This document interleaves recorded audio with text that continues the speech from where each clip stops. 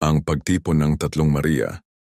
Sa lihim na puso ng Samar matatagpuan ang lungsod ng Biringan, ang mahiwagang kaharian ng mga engkantada at nilalang na hindi nakikita, kilala bilang lungsod ng mga engkanto. Sinasabing kumikislap ito sa pagitan ng mga mundo. Lumilitaw lamang sa mga hinirang ng kapalaran. Sa isang bihirang gabi, nang ang buwan ay nagmistulang pilak na may gintong sinag, tatlong makapangyarihang diwata ang dumating sa maningning na tarangkahan nito. Mariang Makiling, tagapangalaga ng bundok Makiling. Mula sa mga dalisdis, ng Laguna siya dumating.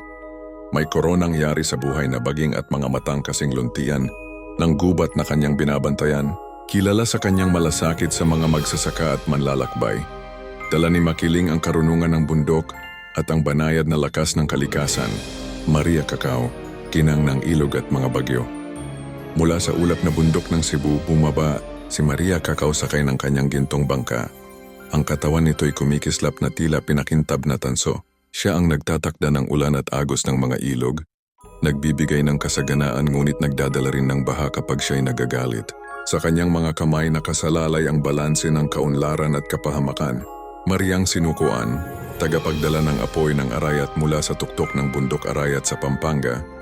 Lumitaw si Sinukuan na may balabal na nagliliyab at liwanag ng araw sa kanyang anyo.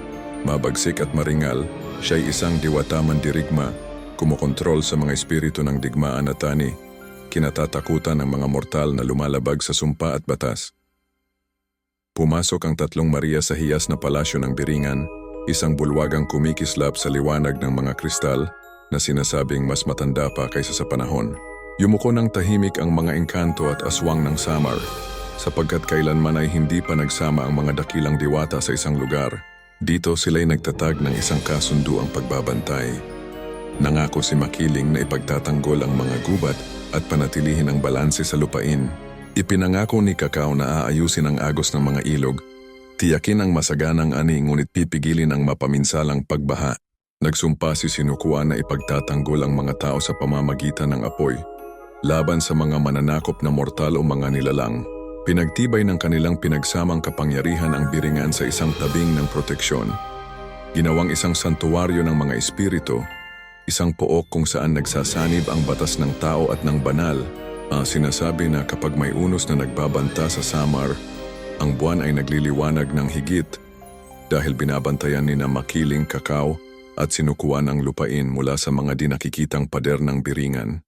May mga nagbubulong na kapag nanalangin ka sa gabi sa tabi ng ilog, gubat o bundok, mararamdaman mo ang kanilang presensya, ang tatlong diwata, nagkakaisa na nagbibigay ng basbas sa bayan at kaya ang Biringan ay naging hindi lamang lungsod ng hiwaga, kundi isang konseho ng mga Diyosa, ang nakatagong puso ng mga mahiwagang kaharian ng Pilipinas.